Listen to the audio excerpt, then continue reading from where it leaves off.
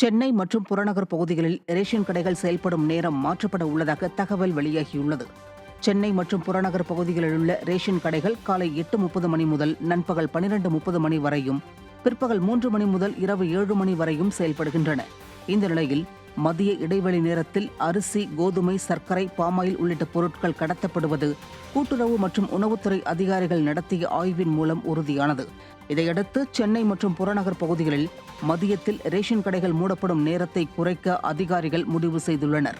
இதுகுறித்த அதிகாரப்பூர்வ அறிவிப்பு விரைவில் வெளியாகும் என எதிர்பார்க்கப்படுகிறது. சென்னை வேளச்சேரியில் காவல் சீருடை அணியாமல் இருசக்கர வாகனத்தில் சென்றவர்களை விரட்டி பிடித்து அபராதம் விதிப்பதாக பணம் பறித்த போக்குவரத்து காவலர் ஐயம்பெருமாள் பணியிடை நீக்கம் செய்யப்பட்டுள்ளார். போக்குவரத்து குற்றங்களில் காவல் ஆய்வாளர் மற்றும் காவல் உதவி ஆய்வாளர் மட்டுமே அபராதம் விதிக்க முடியும் என்ற நிலை மாறி தற்போது காவலர்கள் எல்லாம் அபராதம் விதிப்பதாக மக்கள் குற்றம் சாட்டி வருகின்றனர். பொதுமக்களை துரத்தி பிடிக்கக்கூடாது, கேமராவுடன் வாகன சோதனையில் ஈடுபட வேண்டுமென நீதிமன்றங்கள் அறிவுறுத்திய போதிலும் போக்குவரத்து போலீசார் பொறுப்பற்ற முறையில் வசூலில் மட்டுமே குறியாக உள்ளதாக பொதுமக்கள் குமுறுகின்றனர். ஐயமின்றி ஐயம்பெருமாள் நடத்திய வசூல் வேட்டை தமிழக காவல்துறையின் ஈரல் கெட்டுப்போயுள்ளதையும், விடியா முதல்வரின் கட்டுப்பாட்டில் உள்ள காவல்துறை கட்டுப்பாடின்றி கட்டிங்கில் கவனம் செலுத்துவதையும் எடுத்துக்காட்டுவதாக பொதுமக்கள் ஆதங்கம் தெரிவித்திருக்கின்றனர். கைதான விவசாயிகளை விடுதலை செய்யக்கோரி திருச்சியில் செல்போன் டவர் மீது ஏறியும் சாலை மறியலிலும் விவசாயிகள் போராட்டத்தில் ஈடுபட்டதால் பரபரப்பு ஏற்பட்டது. பிரதமர் அளித்த வாக்குறுதிகளை நிறைவேற்ற வலியுறுத்தி மே 30 வரை சென்னையில் தேசிய தென்னிந்திய நதிகள் இணைப்பு விவசாயிகள் சங்க தலைவர் ஐயாக்கண்ணு தலைமையில் காத்திருப்பு போராட்டம் நடத்துவதற்கு விவசாயிகள் சென்னை செல்லவிருந்தனர். இந்த நிலையில் ஐயாக்கண்ணு உட்பட 7 விவசாயிகள் கைது செய்யப்பட்டனர். இதனை கண்டித்து 10க்கும் மேற்பட்ட விவசாயிகள் திருச்சியில் செல்போன் டவர் மீது ஏறியும் சாலை மறியலிலும் ஈடுபட்டு விடிய அரசை கண்டித்து கோஷமிட்டனர்.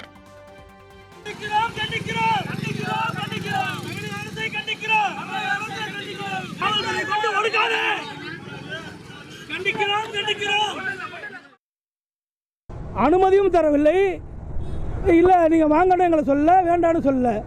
அதற்கு வீட்டில் ஓய்வு எடுத்துக் கொண்டிருந்த ஐயாக்கண்ணு உட்பட சுமார் 50 பேரை கைது பண்ணி மண்டபத்தில் அடைத்து வைத்திருக்கிறார்கள்.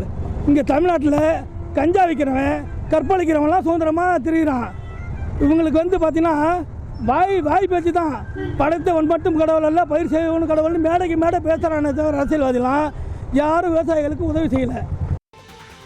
திருச்சி மாவட்டம் மணப்பாறை அருகே கோடை மழையால் அறுவடை நேரத்தில் நெல்மணிகள் முளைத்ததால் விவசாயிகள் கவலையடைந்துள்ளனர். தொப்பம்பட்டி, நல்லாம்பிள்ளை கிராமங்களில் குறுவை நெல் ரகங்களை பயிரிட்டிருந்தனர். இந்த நிலையில் அறுவடைக்கு 1 வார காலமே இருந்த நிலையில் கோடை மழை பெய்ததால் நெற்பயிர்கள் சாய்ந்து நெல்மணிகள் முளைக்க தொடங்கியுள்ளன.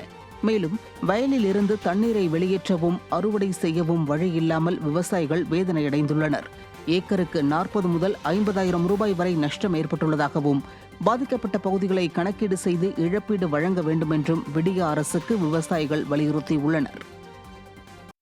கோவை மாவட்டம் காந்திபுரம் பகுதியில் இருந்து மாரிச்செட்டிப்பதி சென்ற ஓட்டை உடைசல் அரசு பேருந்தில் மழைநீர் ஒழுகியதால் பேருந்திற்குள் பயணிகள் குடைபிடித்த அவலம் அரங்கேறியது. கோவை மாநகர் மற்றும் புறநகர் பகுதிகளில் கனமழை பெய்து வரும் நிலையில் காந்திபுரம் பகுதியில் இருந்து மாரிச்செட்டிப்பதி சென்ற ஓட்டை உடைசல் அரசு பேருந்தில் மழைநீர் ஒழுகியதால் பயணிகள் கடும் சிரமத்திற்கு ஆளாகினர். பேருந்தின் மேற்கூரையில் இருந்து மழைநீர் ஒழுகியதால் இருக்கைகளில் அமர முடியாமல் பயணிகள் எழுந்து நின்று பயணம் செய்யும் அவல நிலை ஏற்பட்டது. அதேபோல் காந்திபுரம் பகுதியில் இருந்து கோபி சென்ற அரசு பேருந்தின் மேற்கூரையில் இருந்தும் மழைநீர் ஒழுகியதால் பயணிகள் கடும் அவதியடைந்தனர். அரசு பேருந்தில் மழைநீரில் நனைந்தபடியே பயணிகள் பயணம் செய்தனர். ஓட்டை உடைசலான அரசு பேருந்துகளை மாற்றிவிட்டு புதிய பேருந்துகளை விடியா திமுக அரசு வாங்க நடவடிக்கை எடுக்க வேண்டும் என பயணிகள் வலியுறுத்தியுள்ளனர்.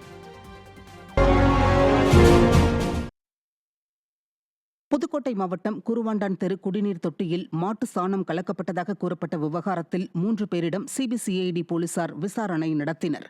இந்த விவகாரத்தில் காவல்துறையினரும் மாவட்ட நிர்வாகமும் முறையான விசாரணையை மேற்கொள்ளவில்லை என தொடர்ந்த வழக்கை விசாரித்த உயர்நீதிமன்ற மதுரை கிளை சிபிசிஐடி விசாரணைக்கு உத்தரவிட்டது. இதையடுத்து 3 சம்மன் அனுப்பி வரவழைத்த சிபிசிஐடி போலீசார் 3 தனித்தனியாக விசாரணை நடத்தினர். 2 நாட்களாக வழக்கு தொடர்ந்த சண்முகம் அந்த கிராமத்தை சேர்ந்த 2 பேர் என 3 பேரிடம் விசாரணை மேற்கொண்டனர்.